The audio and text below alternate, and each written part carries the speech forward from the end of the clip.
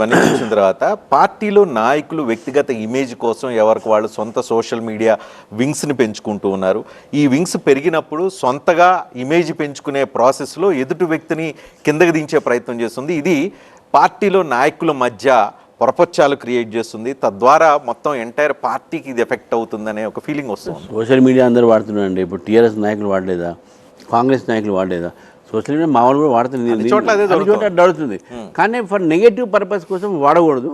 అటువంటి ఏదైనా మా దృష్టి కోసం మాత్రం పార్టీ సీరియస్ తీసుకుంటుంది. కానీ భారతీయ జనతా పార్టీలో మీరు 4 రోజులు అవుతుంది బీజేపీ అధ్యక్షులై.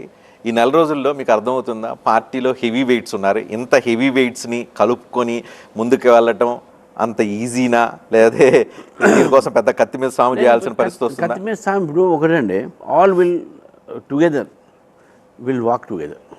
మేము కలిసే సాధ్యమవుతుందా?